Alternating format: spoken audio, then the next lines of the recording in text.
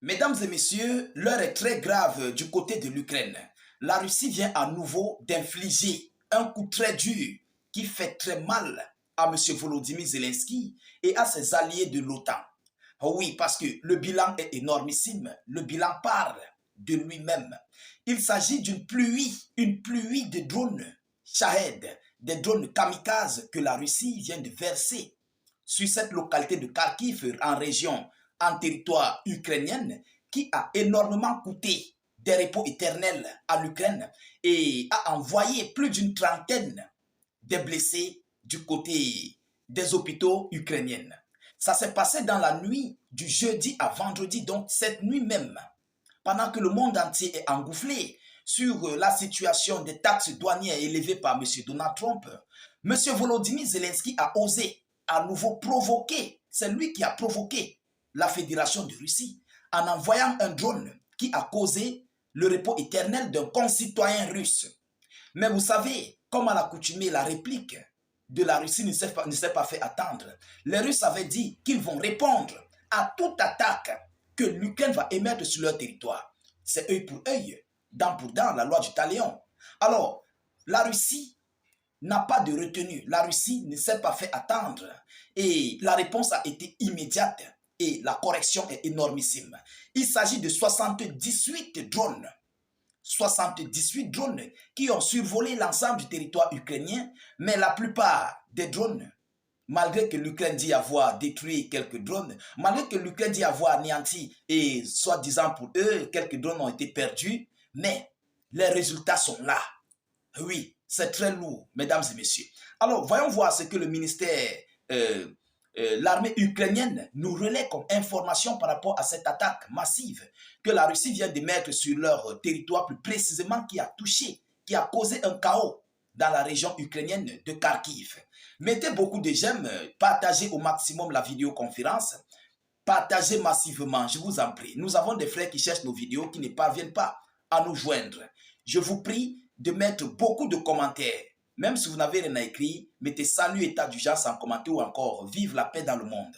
Abonnez-vous pour ceux-là qui ne sont pas encore abonnés pour ne plus rater nos multiples vidéos d'actualité, ne plus perdre notre page. Mesdames et messieurs, allons-y donc dans l'actualité en question. 4 repos éternels. 4 repos éternels et 35 blessés dans des frappes russes sur la région ukrainienne de Kharkiv. 4 repos éternels. Mesdames et messieurs, c'est très chaud, hein? Dans la nuit de jeudi à vendredi, les Russes ont lancé 78 drones de type Shahed et des drones simulateurs de différents types, annonce l'armée de l'air ukrainienne. C'est l'armée de l'air ukrainienne qui relaie cette information. Donc, tellement c'est fort, tellement c'est dur, tellement la situation est énormissime, ils ne peuvent pas se retenir. Alors, elle affirme que 42 drones de type Shahed et d'autres types de drones ont été abattus dans le nord, l'est et le centre du pays et que 22 drones imitateurs ont été perdus sans causer de conséquences. Vous voyez leur langage qu'ils ont ces derniers jours. Ils ne veulent plus dire que la Russie a atteint, la Russie a frappé, la Russie a anéanti. Mais ils disent que 22 drones se sont perdus. Mais c'est parti où? Tous les jours, les drones russes se perdent. Ça ne tombe pas en Pologne, ça ne tombe pas du côté des autres pays de l'Union européenne et de l'OTAN. Mais c'est parti où, mesdames et messieurs?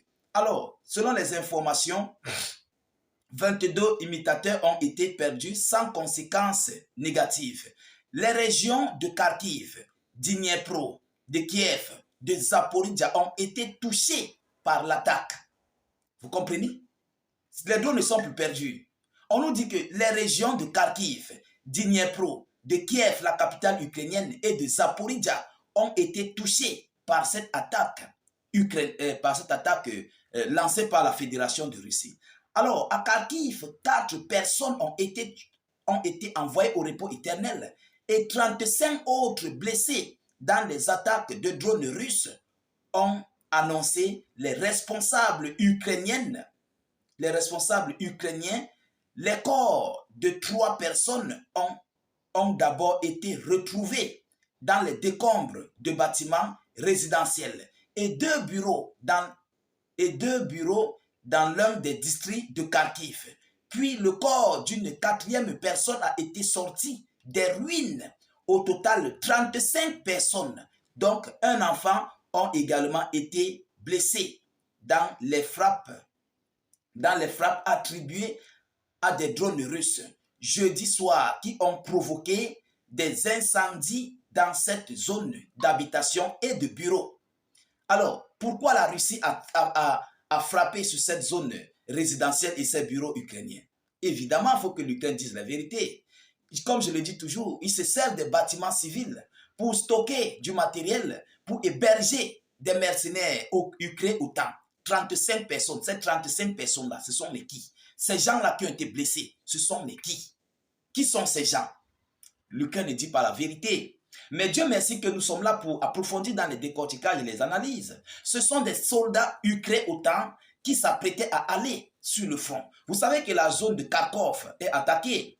Vous comprenez? Donc, il faut des soldats venus voilà, de nulle part, partout dans les pays de l'Union européenne et de l'OTAN, pour venir soutenir l'Ukraine dans son combat. Alors, ce sont des zones frontalières. Vous comprenez? Selon les informations, côté russe, les frappes de drones ukrainiennes ont fait un mort dans le village de Belaya Berioska, dans la région frontalière de Bryansk, et a annoncé le gouverneur de l'oblast, Alexandre Bogomaz, accusant Kiev de frappes ciblées contre des civils. Alors la réplique ne s'est pas fait attendre. Les deux pays en conflit armé ont chacun affirmé avoir transmis à Washington des informations sur la violation par l'autre camp d'un fragile moratoire des frappes sur les installations énergétiques. Les États-Unis l'avaient annoncé la semaine dernière après d'âpres négociations en Arabie Saoudite, selon l'information officielle. Alors, mesdames et messieurs, les deux camps se tirent entre eux. Les deux camps se lancent des drones, des missiles entre eux. Mais personne ne doit se plaindre que le meilleur gagne. C'est simple. Parce que l'Ukraine ne veut pas aller sur la table de négociation. La Russie ne veut non plus aller de son côté sur la table de négociation. Tous veulent faire la guerre. Mais alors, qui serait le vainqueur de ce conflit? Mais nous voulons la paix. Nous voulons que tout le monde aille sur la table de négociation. Bon, là, c'est un défi qui est lancé. Qu'est-ce que nous allons faire? Les deux camps se plaignent. Et Poutine a tous les moyens pour marcher en fait sur l'Ukraine. Je crois que M. Volodymyr Zelensky doit comprendre que la patience de M. Vladimir Poutine est très grandissime. C'est très grandissime. Donc, il ne faut pas qu'il abuse de cette patience parce que l'Ukraine lui-même connaît la férocité des Russes. Il connaît ce que la Russie est capable de faire sur l'Ukraine. Ça ne veut pas dire que si M. Vladimir Poutine laisse, cela veut dire que les Russes sont faibles. Non, ce n'est pas ça. Les Russes ne sont pas faibles, mais Volodymyr Zelensky veut confondre. Lorsque ton voisin te dépasse, mon frère, porte son sac. C'est simple. Je ne sais pas pourquoi Zelensky veut toujours continuer ce conflit. Malgré que les localités tombent, il est en train de perdre les hommes. Il perd tout ce que la logistique que ses alliés otaniens de l'Union européenne continuent de l'offrir. On détruit de jour comme de nuit. Mais cela n'empêche pas que Zelensky puisse toujours continuer ce conflit. Mesdames et messieurs, à un moment donné, il faut un peu essayer de faire marche arrière et de revoir ce qui n'a pas marché, ce qui a marché. Hein? Alors, voilà ce que la Russie vient de faire dans la nuit du jeudi à vendredi. Donc, nous continuons de suivre cette actualité. Les fouilles sont toujours en cours du côté de Kharkiv. Et nous attendons tout ce qui va en découdre. Nous ne manquerons pas de vous tenir informés ici dans notre tribune d'actualité. Partagez au maximum la vidéoconférence. Mettez-la partout à travers le monde. Sécurisez la vidéo avec un maximum de j'aime et suffisamment de cœur. N'hésitez non plus, s'il vous plaît, de mettre vos avis en commentaire. Même si vous n'avez rien à écrire, mettez salut, état d'urgence ou encore vive la paix dans le monde. Je vous reviens tout à l'heure pour une prochaine série d'actualités. Soyez encore salués une fois de plus. Ciao, ciao.